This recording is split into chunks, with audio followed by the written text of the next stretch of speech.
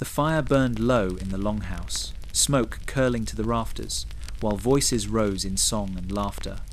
This was the heart of the village, where every Viking man, woman, and child gathered at day's end. And here, beneath the glow of flame and the watchful eyes of kin, love first stirred. What dating was like in Viking times and more was not the careless wander of hearts, but a dance of glances, gestures, and silent promises exchanged in the press of the hall. A young Viking woman might pass the mead horn with lowered lashes, her hand lingering for a breath upon the rough fingers of a warrior just returned from the sea. A Viking man might shift closer upon the bench, speaking boldly of storms and victories, while his eyes betrayed another conquest yet unclaimed. But in the longhouse, nothing was private. The elders sat in shadows, whispering of dowries and land, while children tumbled at their feet, learning already the weight of alliances. A Viking feast was not only food and song, it was the forge where futures were struck. Every smile was measured, every word carried beyond the benches. To look too long, to linger too openly, was to invite rumour, and rumour in a Viking village was as sharp as steel. Yet hearts were stubborn things. Amid the clatter of shields upon the walls and the scent of roasted Viking food, youth found ways to reach each other. A carved comb slipped across the table, a fragment of rune scratched upon wood, and a shared glance. During the drum's steady rhythm, these were the sparks that kindled beneath the watch of clan and kin. For though a marriage was often bound in cattle, silver, and fields, the first flame always began in a glance, stolen in the crowded glow of the longhouse. And so, beneath the watchful eyes of gods and men, love in Viking times grew not in freedom, but in firelight and caution. The longhouse was no secret grove, but it was enough. Enough for the young to learn patience, enough for hearts to burn quietly while fate, kinship, and the will of the Norns decided what came after.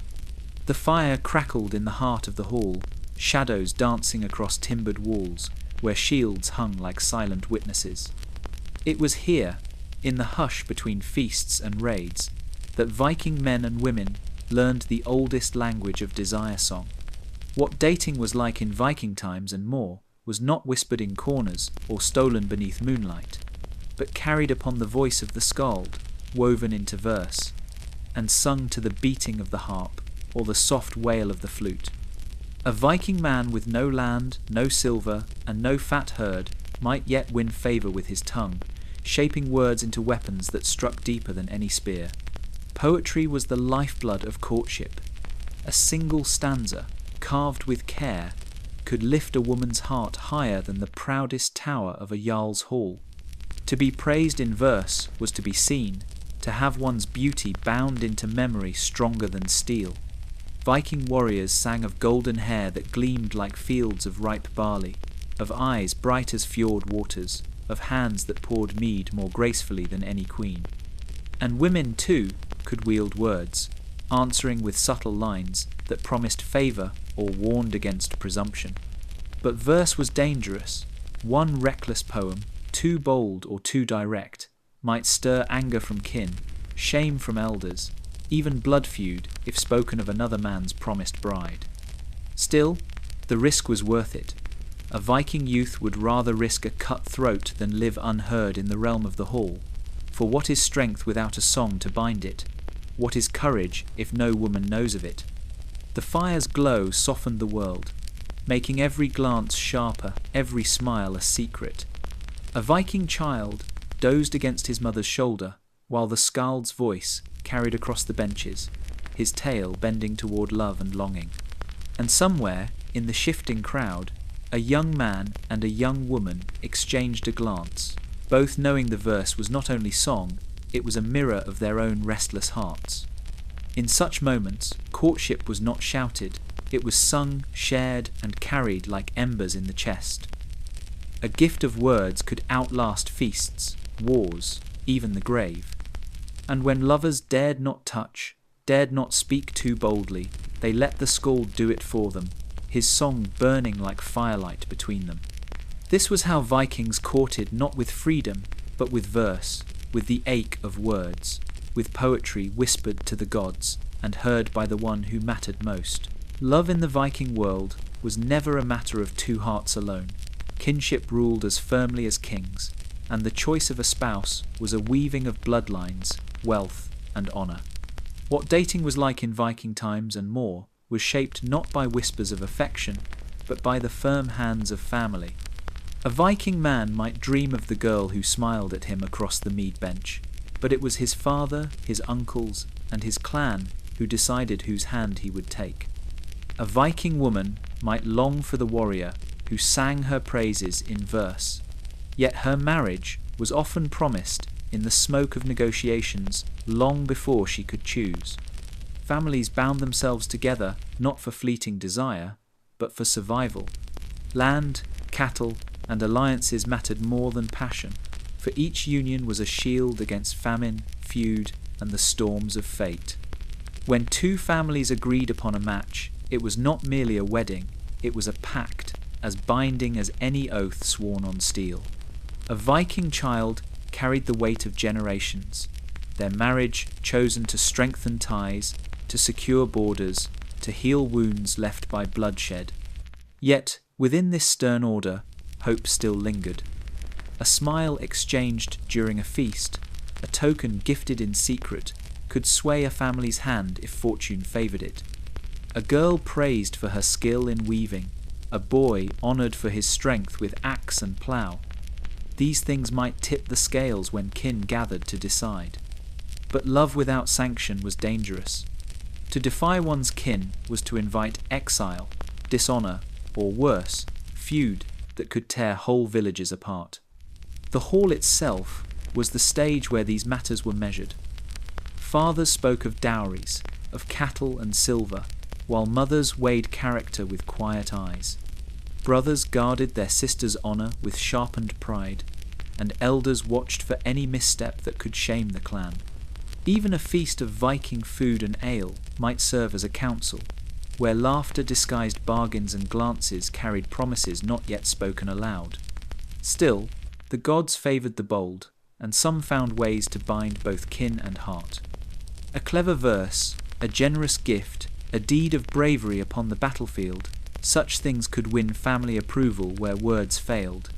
For in the Viking world, love could not thrive without kinship, yet kinship itself could not endure without love's quiet fire burning beneath.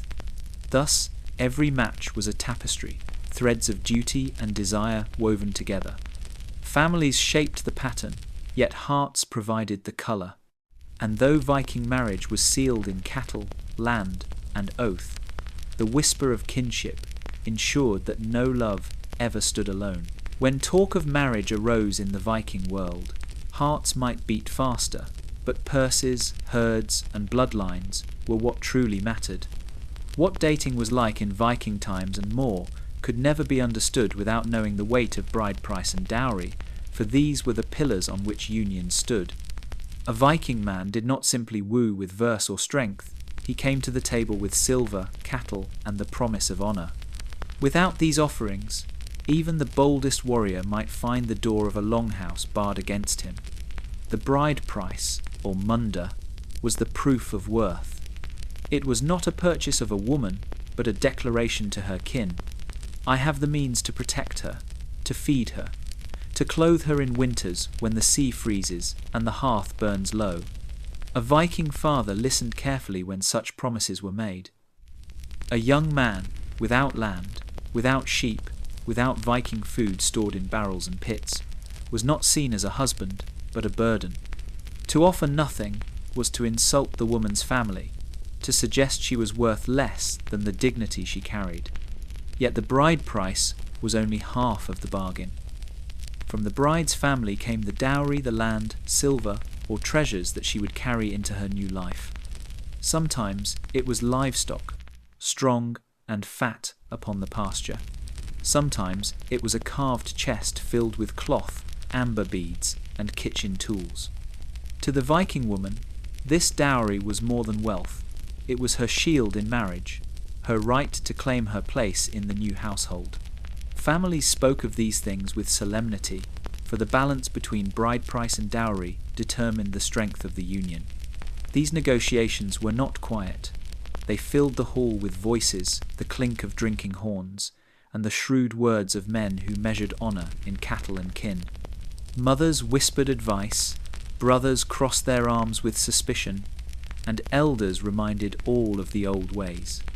Sometimes feasts stretched long into the night, as both sides haggled over how many cows, how much silver, or how wide a field should be granted. Every detail was a thread in the tapestry of marriage. But beneath this weight of wealth and duty, the young pair waited, hearts restless. For them, it was not silver or oxen that mattered, but the spark carried in a glance, the memory of a song sung in the firelight. Yet, in the Viking world, love had to bow before the law of wealth and honour. Only when bride price and dowry were settled could vows be spoken, hands joined, and a household forged. And so, while passion whispered in secret, it was livestock, land, and silver that gave love the right to endure. In the Viking world, love was not left to chance, nor to the quiet longing of two young hearts. What dating was like in Viking times and more was shaped by voices older and wiser, by matchmakers and go-betweens who carried words like spears and bargains like shields. When a Viking man sought a bride, he did not stride alone into her father's hall. He sent his kin, his uncle, or a trusted elder, men whose tongues were seasoned with wisdom and whose names carried weight. These go-betweens spoke not of passion, but of land, silver, and honour. For they knew marriage was not a fleeting union of bodies, but the joining of families, bloodlines, and futures. Such meetings often began with feasting, where Viking food was laid upon the tables, roasted meat, bread heavy with grain, and horns of mead poured until lips loosened. Yet beneath the laughter there was steel in every word. The go-between praised the groom-to-be, speaking of his courage in battle, his steady hand at the plough, his fairness in counsel. A Viking child might run between the benches, unaware that the laughter of men above was sealing the fate of some future bride and mother. But it was not only men who brokered these unions. Viking women, wise in kinship and the weaving of bonds, often guided such choices. A mother might whisper her judgment, weighing not only wealth but the temper of a man, his faithfulness, his ability to keep peace within the household. An aunt, a sister, a grandmother, all could serve as silent matchmakers, steering families toward unions that secured both strength and survival. The go-between's task was delicate. A misstep, an insult, or a boast too proud could spark enmity instead of alliance. Yet when done with care, these negotiations carried the weight of the Norns themselves. A word spoken at the right time could bind families more tightly than iron. And once terms were agreed, the bride price measured, the dowry promised the go-between stood as witness, guardian of the pact, ensuring honour was upheld on both sides. For the young couple, this was the turning of fate. Their own voices were quiet, often unheard in the roar of kin and clan.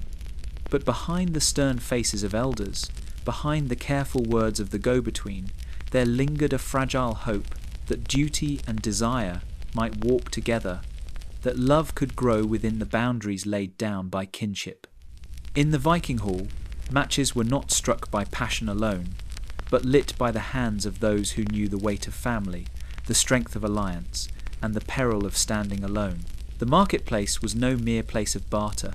It was a theatre of glances, laughter, and chance encounters where love might dare to stir. What dating was like in Viking times and more could not be told without these bustling fairs, where Viking men displayed not only their wares but their worth, and Viking women moved among the stalls with eyes as sharp as any blade. Here, the scent of smoked fish and Viking food mingled with the cries of traders, while silver clinked like hidden promises. Beneath the noise, another exchange thrived, one of smiles, tokens, and words, spoken just softly enough to be missed by elders. A young Viking man, fresh from the sea, might lean upon a stall of bright beads, pretending to inspect them, while his true gaze followed the maiden who arranged them. A Viking woman, draped in a cloak trimmed with fur, might pause longer than needed at a stand of carved combs, her fingers brushing one as her eyes darted toward the craftsman.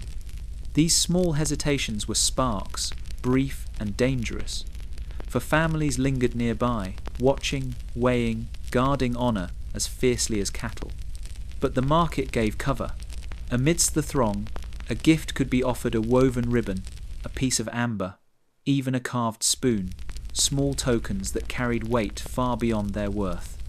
A Viking child, tugging at his mother's dress, might see nothing more than goods exchanged, but the young knew better. They spoke with silence, with stolen moments pressed between the noise of haggling. Festivals and trade fairs, too, opened rare doors. With music rising, with drums beating, and voices raised in song, young men and women found excuse to draw near. A shared dance in the dust, a hand brushing another while reaching for bread, a jest made boldly before the crowd. These moments gave breath to desire otherwise smothered by kinship's heavy hand. Yet every smile risked rumour, every touch risked scandal. Still, hearts leapt in the market because it was here that choice felt possible. Not in the longhouse, bound by family, nor at the feasting board, watched by stern fathers, but among the clamour of trade, where a Viking man might dare to look too long, and a Viking woman might dare to answer. It was no sanctuary, but it was freedom enough for love to flicker like a flame in the wind, fragile yet bright, burning against the weight of duty. In the world of the north, where winters bit hard and the sea swallowed men whole, love spoke not with careless words, but with tokens. What dating was like in Viking times and more is etched into these small treasures, gifts carved by hand, simple, yet carrying the weight of a heart's longing. A Viking man might labour for nights by the fire, knife in hand, shaping a comb from bone or horn, each stroke a whisper of desire. Such a gift was no trifle. To place it in a woman's hand was to say, "I have thought of you in the silence, I have carved you into my days."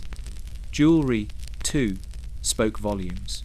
A ring of bronze, a brooch of silver, a necklace strung with bright amber washed up from distant shores, all carried meaning beyond their gleam. A Viking woman receiving such a gift wore it not merely as adornment, but as a sign, a message visible to all who saw.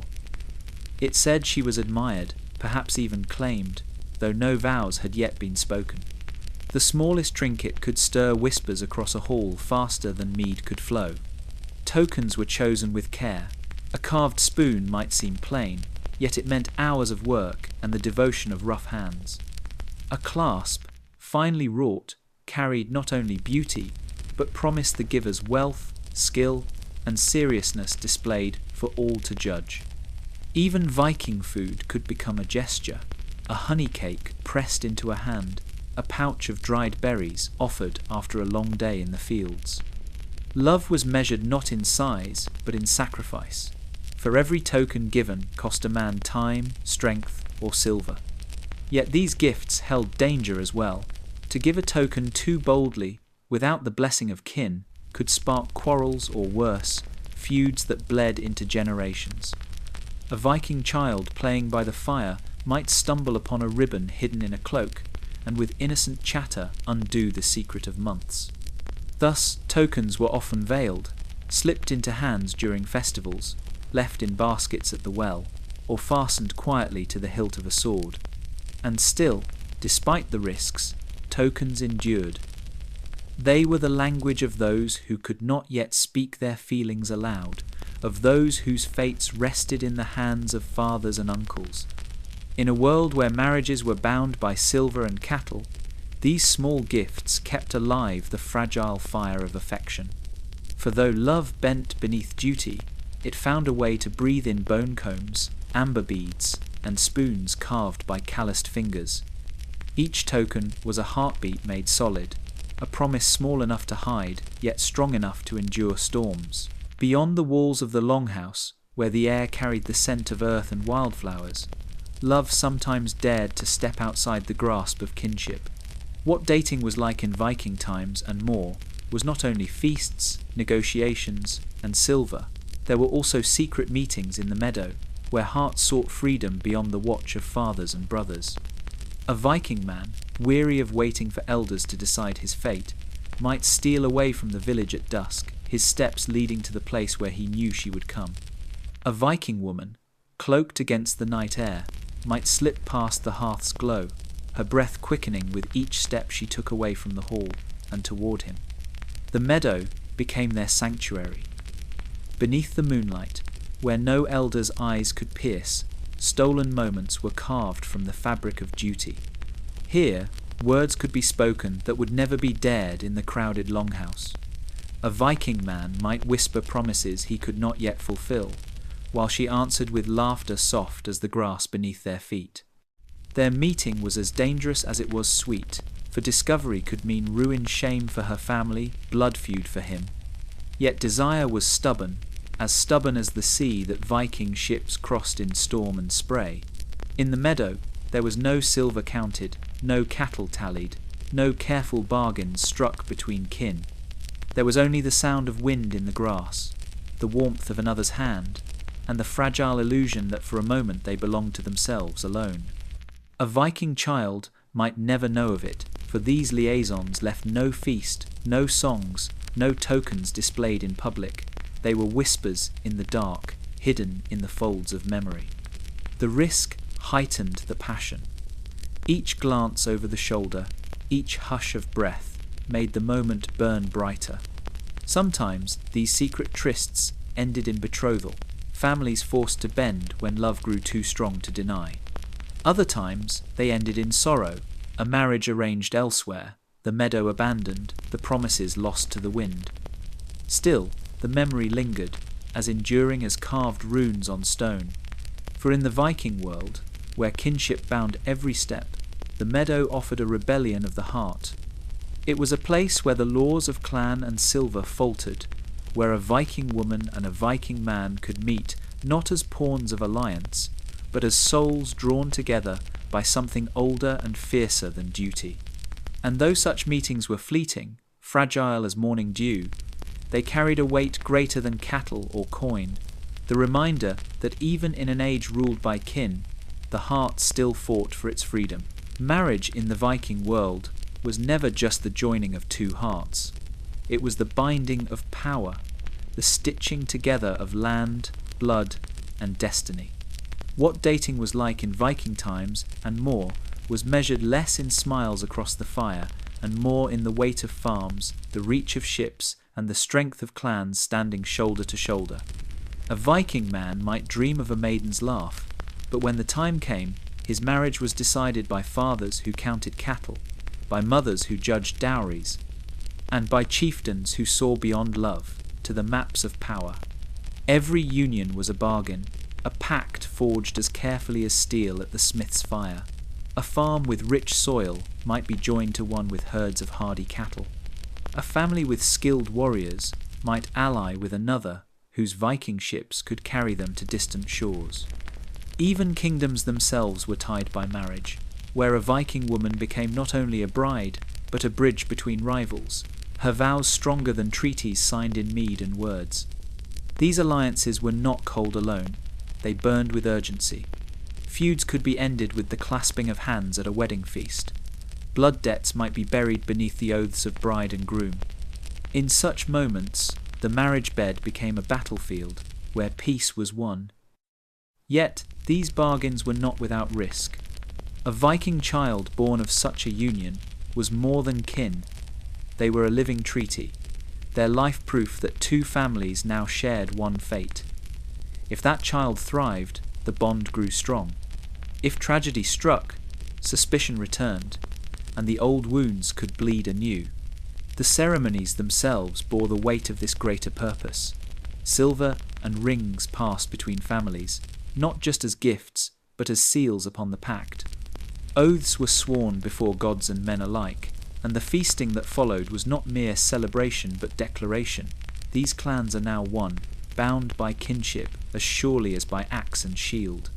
Viking food flowed, horns clashed in toasts, and songs rose to carry the weight of union into memory. For the young couple, choice often played little part. A Viking woman might walk to her wedding not with her beloved, but with the man her father deemed worthy of their farm's future. A Viking man might take a bride not for her smile, but for her land that lay beside his own. Yet even in these alliances, love sometimes grew, soft as moss on stone, steady as tide on shore. And when it did, the union became more than bargain. It became strength woven of both duty and desire. Marriage as alliance was the shield of the Viking age, the bond that kept farms fed, clans unbroken, and kingdoms standing. And though the heart beat quietly beneath it, the weight of kin and honour made every vow a thread in the great tapestry of survival. In a world where words were rare and parchment costly, the Vikings found another way to let love breathe. What dating was like in Viking times and more was not only feasts, songs, and alliances. It was also runes of love, carved quietly into wood, bone, or stone, each mark carrying a secret too bold to be spoken aloud. A Viking man might take his knife to the haft of his spear or the edge of a comb, etching lines that whispered of longing, his feelings hidden in the same strokes that once marked oaths of battle. These carvings were more than idle scratches. Each rune was a spell, a binding of heart and fate. A Viking woman finding her name traced upon driftwood or bone knew she had been seen, remembered, chosen. Sometimes the message was plain, a simple declaration of devotion. Other times it was veiled, a half-finished verse, a rune meant only for the one who could understand its hidden meaning. To others, it was just a line, a charm, a decoration, but to the intended, it was fire. Runes of love passed like whispers through the village. A piece of wood left near the well, a bone comb pressed quietly into a hand, or even stones marked with secret words buried where only one would walk. These messages carried a thrill sharper than steel, for they defied the walls of kinship and the watch of family. A Viking child might play with the very stick that bore a lover's rune, never knowing it carried a secret too dangerous for open speech.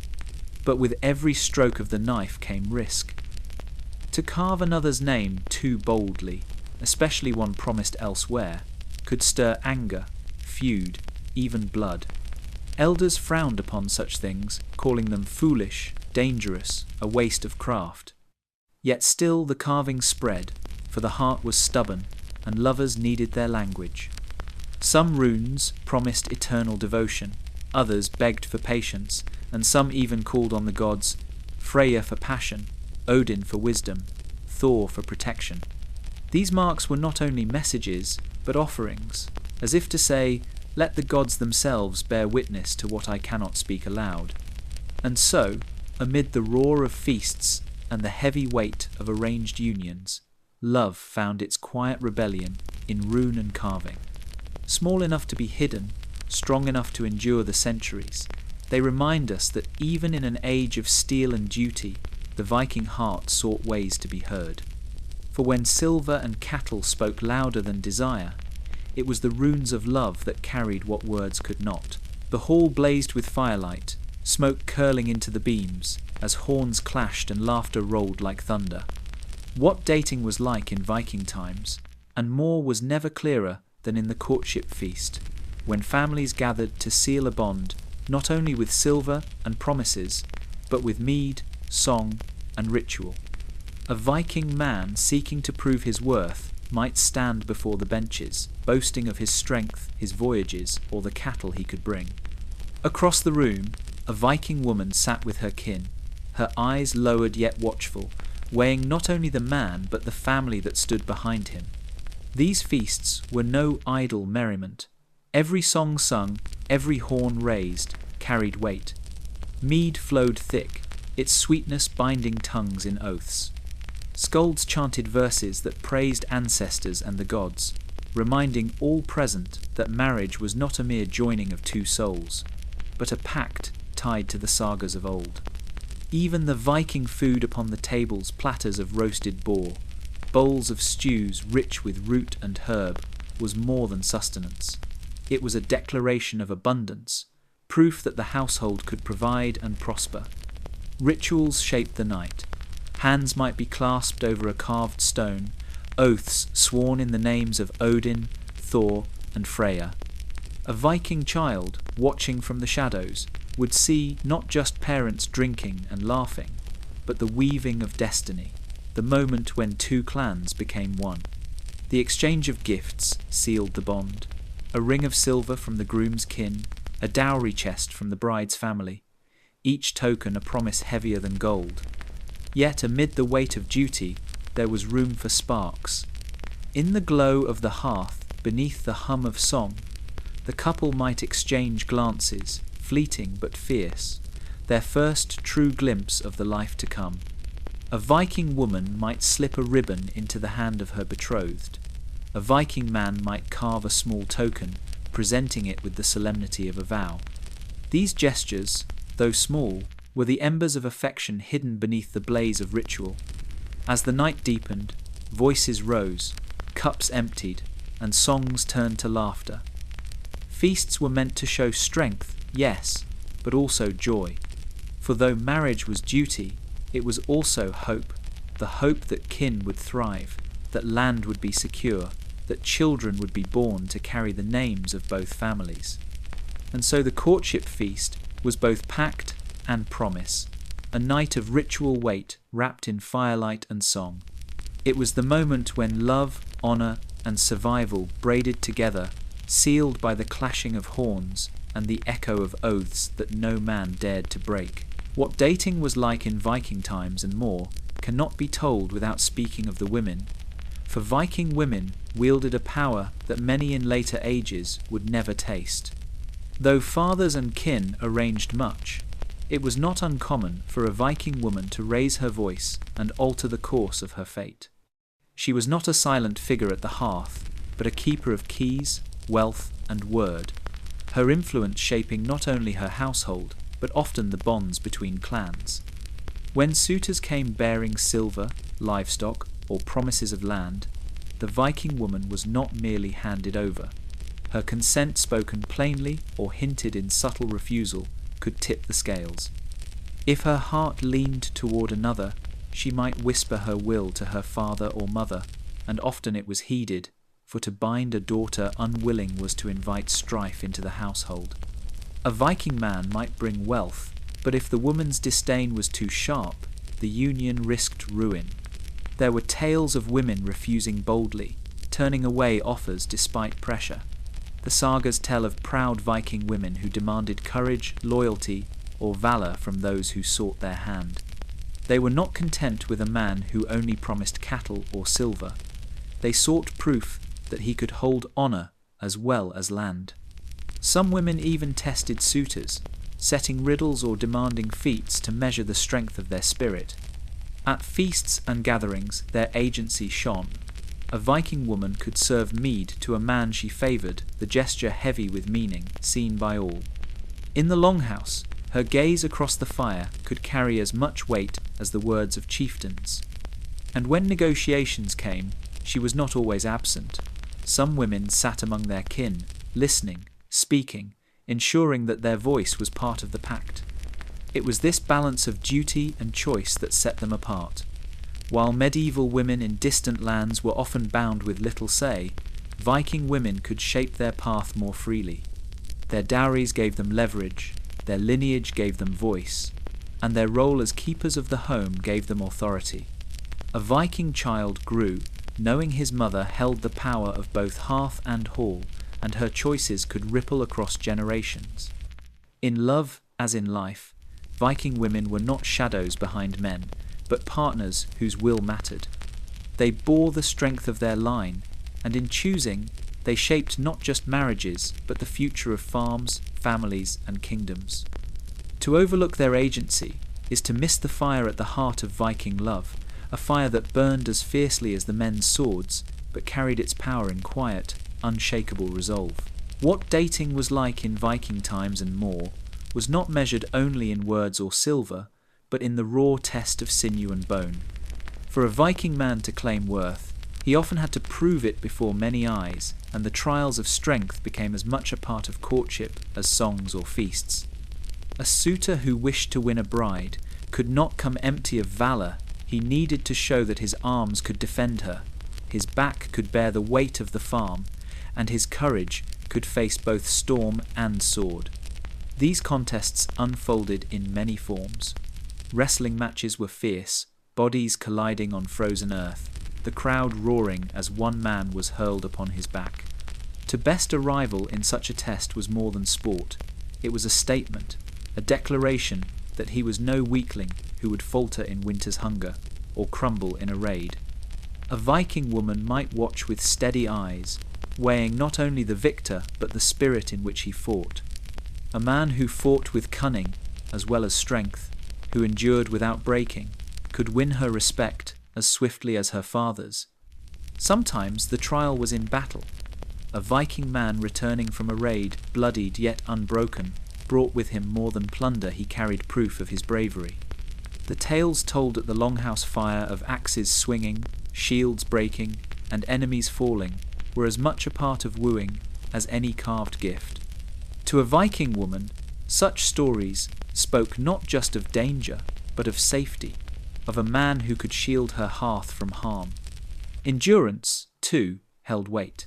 Men would test themselves by bearing heavy stones, racing across fields with logs, or standing longer in the icy waters of a fjord than any rival. These were not idle games, but echoes of survival, for only those who could master hardship could master a household. Even a Viking child knew that such contests were no trifles, but rehearsals for the struggles of life. Yet these trials carried risk. A man who faltered before witnesses could see his name scorned, his chances of marriage wither. Pride and desire drove many to push past breaking, for to prove oneself in strength was to carve a place in both hall and heart. The sagas remind us that a Viking woman did not always choose the richest suitor, but often the one whose courage blazed brightest in the trial. In these contests of might, where muscle met will and glory clung to the victor, the Viking world revealed its truth. Love and strength were braided together, and no man could win one without proving the other. When the long dark of winter closed upon the north, when the seas froze and the fields lay buried under snow, the Viking longhouse became a world unto itself. Flames from the hearth licked upward, casting shadows on timbered walls, while the wind howled like a hungry wolf outside. In such nights, when labour was stilled and journeys halted, hearts had time to wander. What dating was like in Viking times and more could often be found in these winter nights, where stories and song wove threads of warmth stronger than furs. The old skalds would raise their voices, spinning sagas of gods and heroes, their words flickering like sparks in the firelight. Around them sat Viking men and women, shoulder to shoulder, breath mingling in the smoky air. In the closeness of such gatherings, glances were exchanged beneath the cover of laughter, a Viking woman's eyes holding steady upon the man whose tale rang clearest. The sagas were not just tales of battle and fate, they were the backdrop against which affection quietly grew. The hush between stories was often heavier than the words themselves. A Viking man might lean close, his voice low, sharing a jest or verse meant only for her ears. A Viking child curled at his mother's side would drift to sleep as whispers of courtship passed just beyond his dreaming. The stillness of winter, the weight of night, gave cover to feelings too bold for the marketplace or the meadow. There was sweetness in these hours, gifts carved during the day, a wooden token, a rune-scratched bone, a small piece of silver were slipped into hands when shadows were deepest. Viking food, too, held meaning. A shared slice of bread, a warmed cup of mead, passed from one to another, was as much a promise as any vow. Each act, no matter how small, carried the heat of something greater, a flame struggling to rise against the cold. Romance in winter was unlike that of summer. In summer, love was hurried, pressed between work and raids. But winter gave time long nights where words could flow, where stories bound souls as tightly as any rope. the fire burned not only wood, but the barriers between hearts. It was said that many betrothals were born not in sunlight but in shadow, during the endless nights when all a Viking had was warmth, story, and the courage to reach for another. In the silence, after the skald's voice faded, in the space where only the crackle of fire remained, two hearts could find each other.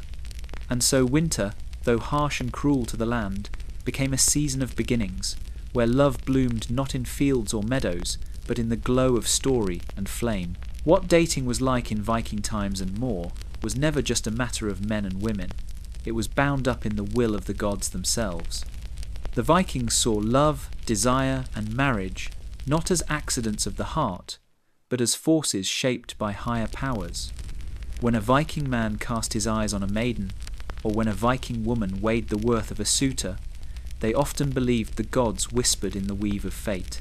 Freya, the radiant goddess of beauty and desire, was invoked in secret prayers. Her name was etched into runes of love, her favour sought in offerings of amber and silver. It was said that Freya lent her blessing to those whose passion burned hot and true, guiding hands that carved gifts or voices that spoke verse.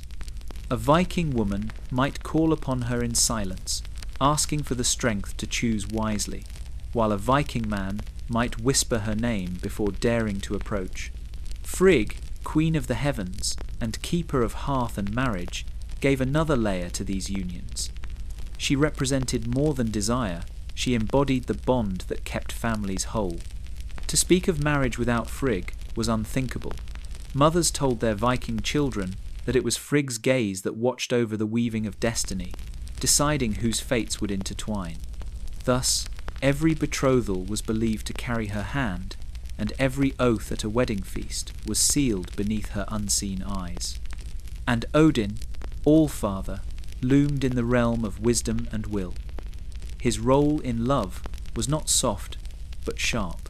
For Odin was the master of runes, and many lovers carved secret messages, binding their hopes to his knowledge of fate. To seek Odin's blessing was to trust in cunning and endurance, that love could be tested as harshly as battle, and only the worthy would see it through. The stories told by the skalds reminded all that even the gods themselves knew longing. Freyja wept golden tears for her lost lover. Frigg grieved and hoped for her son. Odin, wandering far, sought wisdom for the sake of what he loved most, power and knowledge to protect his people. Such tales wove through Viking halls, teaching that love was sacred, fragile, and mighty all at once. So when two hands brushed in the shadows of a longhouse, or when Viking food was passed between a suitor and his beloved, it was not only human hearts at play, it was the echo of divine forces shaping the course of men and women. To love was to honour the gods, and to wed was to step into a story larger than one's own, a saga written in both passion and destiny. What dating was like in Viking times, and more often reached its summit in the great moment of union, the Viking wedding. No mere joining of two souls, it was a bond that tied families, clans, and sometimes kingdoms together. The day of the wedding was one of thunderous importance, carried out with sacred ritual and heavy with the eyes of kin, neighbours, and the gods themselves. At dawn, the Viking bride was prepared by the women of her household. Her hair, a symbol of her maidenhood, was brushed until it shone like flax or firelight, then carefully adorned with a bridal crown of metal and woven greenery. The Viking groom, on his side, was cleansed and armed for the occasion, for to marry was also to prove he could defend his new household. Before the ceremony, sacrifices were made, often a goat or horse, to call upon the blessings of Thor and Freya, that love would be strong and fertility abundant. The ceremony itself was solemn and yet alive with awe. Bride and groom were brought forth before witnesses, their hands joined in the handfasting, a ritual binding that spoke louder than any words. A strip of cloth, sometimes bright, sometimes plain, was wrapped around their joined hands, sealing the vow. To break this oath was to invite ruin, for the Viking gods were not kind to oath-breakers. The skalds would later speak of the clasp of those hands as if it were the joining of two worlds. Oaths were spoken aloud, promises made before gods and kin. The Viking man swore to provide protection, food, and honour, while the Viking woman pledged to keep the hearth, the children, and the household's fortune. Yet these words were not one-sided, they were balanced, a reflection of the shared burdens and duties each would carry into their new life together. The bride's dowry and the groom's bride price were displayed, not merely as wealth, but as proof of the strength of their union. When the vows were sealed, the feast began. Viking food was heaped upon long tables, roasted meats, fresh bread, and mead flowing like rivers. Songs were sung, riddles exchanged, and laughter roared across the hall. Guests bore witness not just to a private promise, but to the weaving of fate itself. Even the youngest Viking child, eyes wide in the smoky light of the hall, would remember such nights as the stuff of saga. The Viking wedding was not just a day, it was a passage, a sacred crossing from one life to another.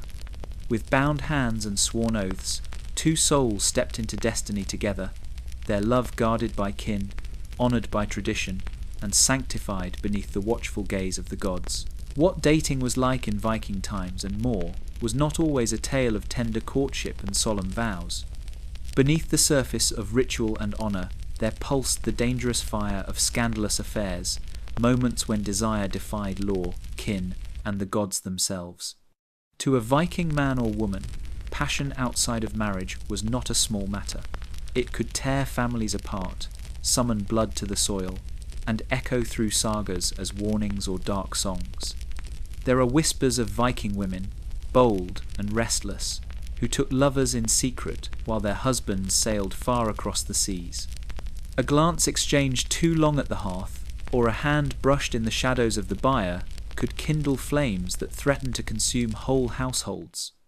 Likewise, Viking men were not immune to temptation, and a tryst with another's wife or thrall could end not in stolen bliss, but in exile, mutilation, or death.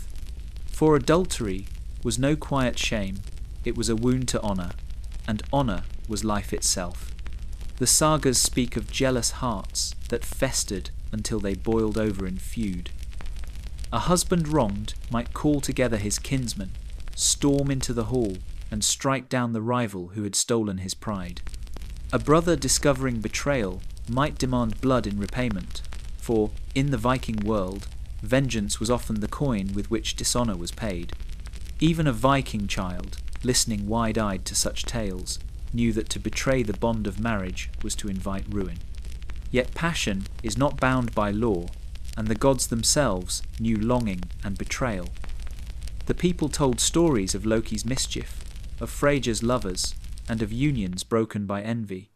Such divine tales did not excuse human frailty, but reminded Viking men and women that desire was as dangerous as the sea, a force to be navigated with care lest it drown them. In the mead halls, skalds sometimes sang of these scandals, weaving them into sagas of caution.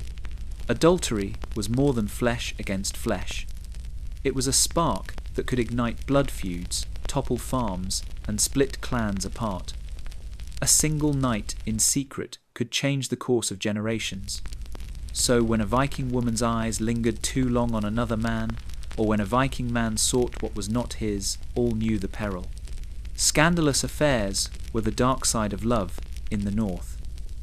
Proof that passion could be as destructive as it was sweet, and that, in a world ruled by steel and honour, the heart was often the most dangerous weapon of all. What dating was like in Viking times and more did not end at the wedding feast, nor was marriage always an unbreakable chain.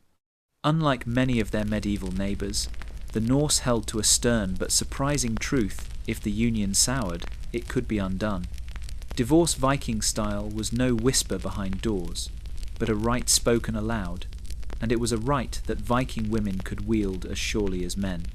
A Viking man might tire of a wife who brought no children or who dishonoured his hall, yet just as often a Viking woman might grow weary of a husband who struck her, squandered her dowry, or failed to keep her in the place of honour promised on their wedding day.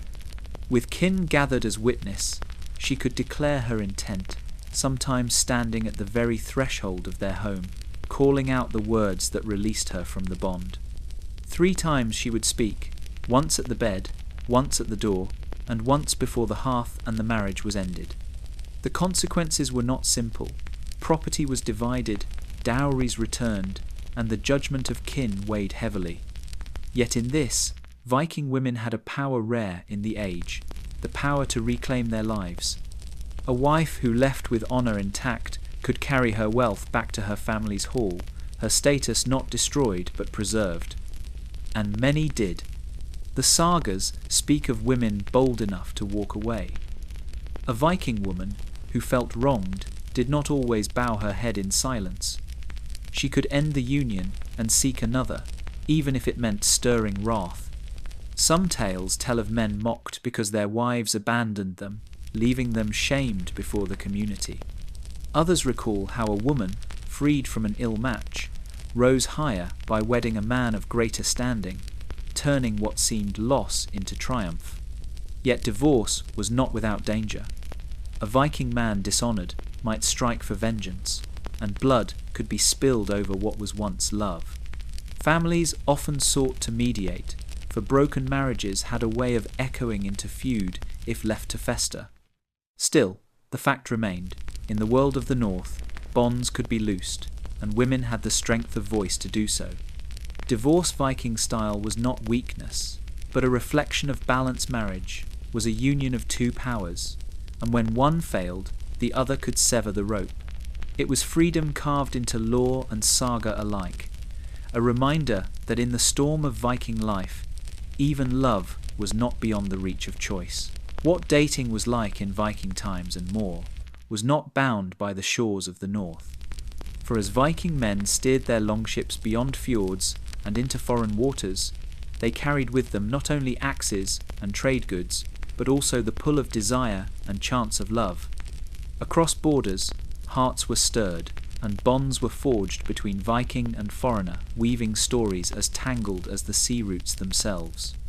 In the markets of the East, a Viking man might lock eyes with a woman of the Slavic lands, her hair braided with beads unfamiliar to his kin.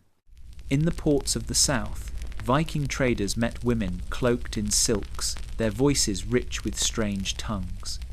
Even a Viking thrall, taken from a raid, might rise to favour and become a wife or concubine, her foreign blood mingling with that of the Norse. Love across borders could begin with barter, with the shared touch of goods, amber for wine, furs for spices, and end in the shared warmth of hearth and bed. The sagas whisper of Viking kings, who wed queens from distant realms, alliances sealed not only by treaty but by affection. Rollo, who carved his place in Frankish soil, took a noble bride and built a dynasty that tied the blood of Scandinavia to Normandy. Others brought home women from Ireland, the Baltic, or even the distant steppes, their children growing as living proof that Viking love reached beyond the North's frost-bound cradle. But such unions were not always peaceful. A Viking woman watching her husband bring a foreign wife into the longhouse might taste the sting of jealousy as sharp as a blade. Foreign brides, though sometimes cherished, were often mistrusted by kin, seen as outsiders carrying unknown gods and strange customs. And yet, many of these women learned the ways of Viking food, Viking hearth, and Viking hall, weaving themselves into the fabric of Norse life until their children spoke both tongues as one. Love across borders also brought tales of betrayal and strife. A Viking man in Constantinople might fall for a woman of the city, only to be forced homeward by duty, leaving her with nothing but memory. A Viking woman, given in marriage to a foreign lord, might find herself torn between her blood and her new kin, her heart divided like the seas her people crossed. Still, such love left a mark deeper than sword cuts. It bound lands together in ways war could not, tying sagas from Ireland to Kiev, from Normandy to Byzantium. In every glance, exchanged at a foreign fair, in every hand clasped across tongues and borders, the Viking world stretched wider. Love across borders was more than passion. It was the weaving of fates across oceans, a reminder that even in an age of iron and fire, the heart obeyed no boundaries. What dating was like in Viking times and more was immortalized not only in daily life, but in the sagas, where love and passion burned as fiercely as the clash of swords. Saga romances carried whispers of longing, betrayal, loyalty, and fate, their verses painting Viking men and women as beings ruled by both heart and honor. These stories were not idle tales. They were guides and warnings, shaping how a Viking child grew to understand the power of desire and the peril it could bring. One such tale spoke of Gudrun, whose beauty drew the hearts of many Viking men, but whose love life was a storm of sorrow. Married more than once, each union ended in blood or grief, until she stood as a figure of both strength and tragedy. Her story told listeners that Viking love was not soft and endless. It could destroy as much as it could heal. Then there was the saga of Brynhild and Sigurd, woven into the fabric of both Viking poetry and Germanic song. Brynhild, the shield maiden, burned with fierce pride and fierce love, yet betrayal turned her passion into vengeance, ending with flame and death. For Viking women, her tale showed that love could be as mighty as battle, but also as dangerous as treachery in the night. Not all sagas were drenched in sorrow. Some spoke of loyalty that endured across hardships and raids. A Viking man might set off across the seas, leaving his wife behind to tend the longhouse, trusting her to keep faith until his return. In these stories, women were not silent figures, but pillars of strength, weaving cloth, raising Viking children, and holding the clan together. Such tales honored the quiet endurance of love, a steadiness as vital as sword or shield. The sagas also told of passion that defied kin and custom. Lovers met in secret, like flames hidden beneath ash, only to be discovered and dragged into blood feud. These tales gave warning love that crossed family or oath could bring ruin to both clans. Yet they also showed that Viking hearts, though bound by duty, yearned for freedom. Every saga romance shimmered with meaning beyond the tale itself. They taught that desire could bind kingdoms or tear them apart, that a Viking woman's choice could alter the fate of a clan, that a Viking man's loyalty to his beloved might rival his loyalty to his lord. Around the longhouse fire, as Viking food filled the air with smoke and spice, these romances were told again and again, reminding all that love was as much a battlefield as the open sea. In the end, saga romances carried the truth of Viking life, that even in a world of raids and iron, the heart's fire burned just as fiercely, leaving behind stories that still echo like waves against stone. What dating was like in Viking times and more was never bound to youth alone, for love could find its way even after loss. Widowhood and second chances carried a weight of sorrow and renewal, for when a Viking man fell in battle, or a Viking woman lost her husband to sea or sickness, life did not end with the grave. The longhouse still needed tending, the fields still needed hands, and hearts, though scarred, still longed for warmth. A widow sat in black wool, her hair bound in mourning, yet suitors often watched her with careful eyes. To marry a widow was no shame. In truth, it was an honor, for she had proven her strength as a wife and keeper of a household. A Viking woman who survived her husband's death showed resilience, and her experience in managing land, livestock, and Viking food stores made her valuable to any clan. For a widower, the story was much the same. His loss was heavy, but the long nights whispered of loneliness, and kin would urge him to seek a new match before grief hollowed him. These unions were not only practical, but deeply human. A widow, though her heart carried the memory of one Viking man, might still find laughter again in the company of another. She might remember the feel of rough hands from her first marriage, yet discover gentleness in the second. A widower, weathered by sorrow, might find joy when a new bride brought brightness to his longhouse once more. Children, too, learned to accept these shifts, as a Viking child knew well that survival required both heart and strength. Yet not all second chances were without shadow.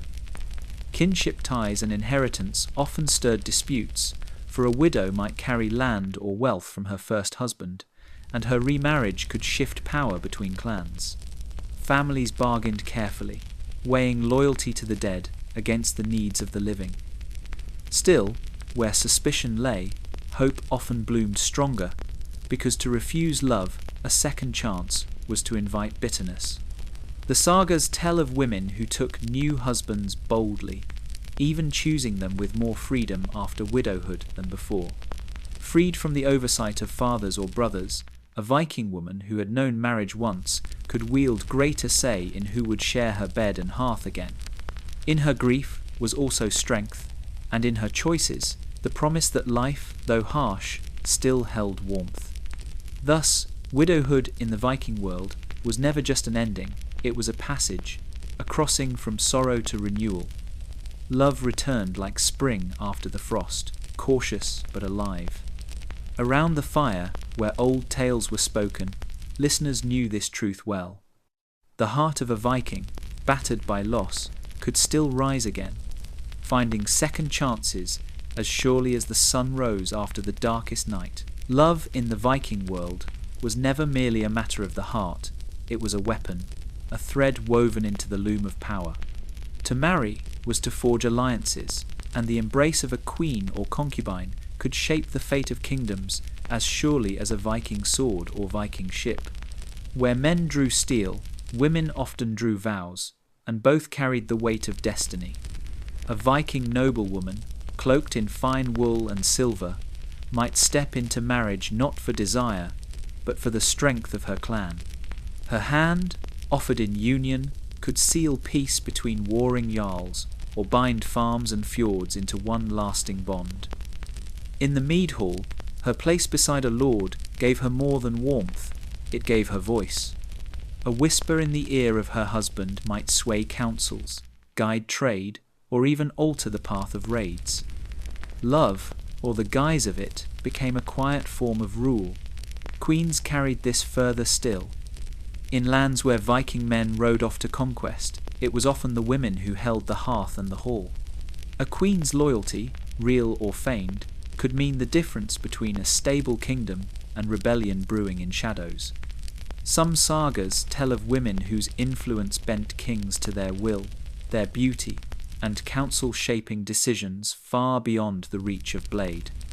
Even concubines, taken from raids or gifted through alliances, sometimes rose from shadows to shape the thoughts of chieftains, binding their masters not only with flesh, but with persuasion and cunning. This power was dangerous, for love could kindle jealousy, and jealousy could spill into blood feud. A Viking man slighted by a rival might not duel over land, but over the smile of a woman who carried sway in his hall.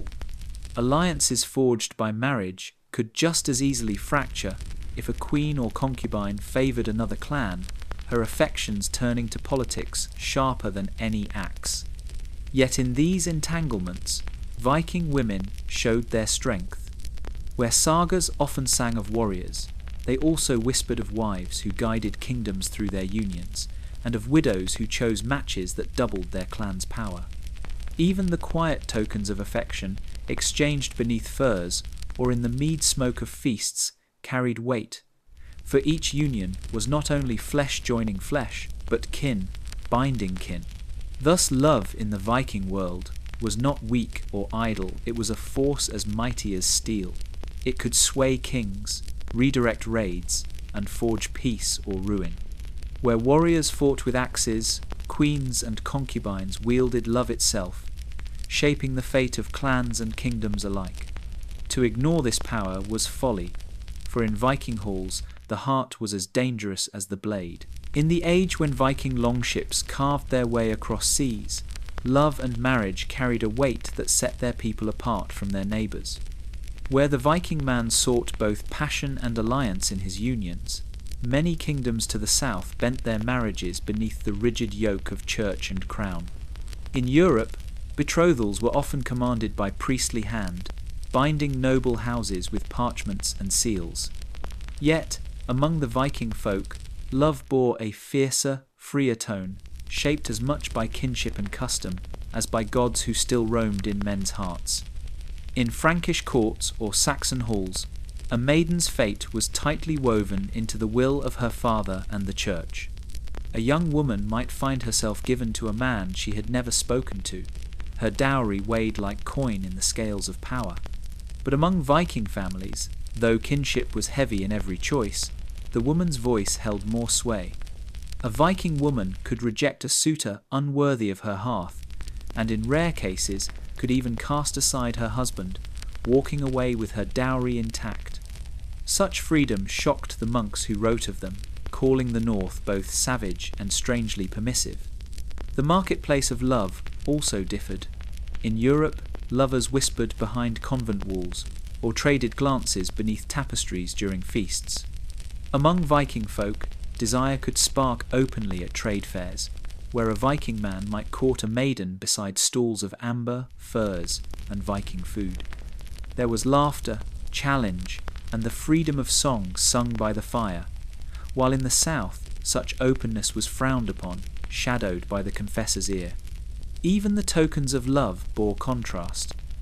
A European knight might pen a verse to his lady, cloaked in courtly metaphor, offering his lance in service to her beauty.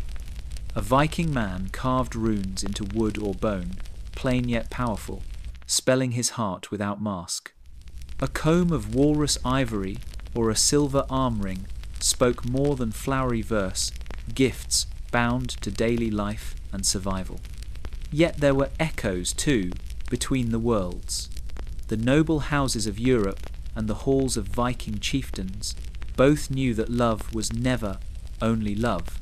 It was alliance, a net cast across bloodlines to weave power. Both Viking and Frank, Norse and Saxon, bent their unions to strengthen their clans. But where the South wrapped such bonds in the authority of priest and pope, the North still bound hands beneath the open sky, with gods of their own watching over oaths. Thus love in Viking lands rang with a sharper, wilder chord, less shackled, more fierce. It bore the mark of freedom and fire, echoing across borders but never drowned out by them, reminding friend and foe alike that Viking love was as untamed as the seas their ships sailed. When the fires burned low in the Viking hall, and only the crackle of embers lit the carved beams, old men and women wove tales that carried love as fiercely as war. In the sagas, Viking men are remembered not only for their swords, but for the women they cherished, defied, or betrayed. A Viking child, listening at the edge of the hearth, learned early that love was no small matter. It could bind kingdoms or tear them apart, shape a lineage or doom it to ruin. The memory of Viking love was not draped in soft tenderness alone. It bore the weight of passion sharpened by duty. Marriages sealed farms and bloodlines, yet the sagas tell of glances stolen in meadows, of women who chose with boldness, and of men who proved their worth in contests of strength. These stories were passed down not as idle amusements, but as living lessons of what it meant to hold loyalty, desire, and honour together in one heart. Viking food, Viking mead, and the smoke of long feasts carried these tales further, for every gathering was not only a time of trade and boasting, but of remembrance. A song sung of a love lost in battle, or a wife who chose wisely in her second marriage, echoed like the clash of steel. Love was power, as binding as oaths sworn beneath the gods, and the sagas ensured it would never be forgotten.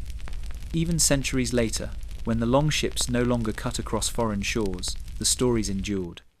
A Viking man who carved runes of devotion, a Viking woman who defied her kin for the one she desired, a bond sealed with silver, blood, or whispered word, all were pressed into the memory of a people who knew that passion was not separate from life, but its very fire. Thus, love in saga memory became more than fleeting passion. It was legacy, immortal as Odin's wisdom, fierce as Freyja's desire, steadfast as Frigg's watch over the hearth. To live and love as a Viking was to leave behind more than land or silver. It was to carve one's story into the marrow of time, where it would be spoken long after bones had turned to dust.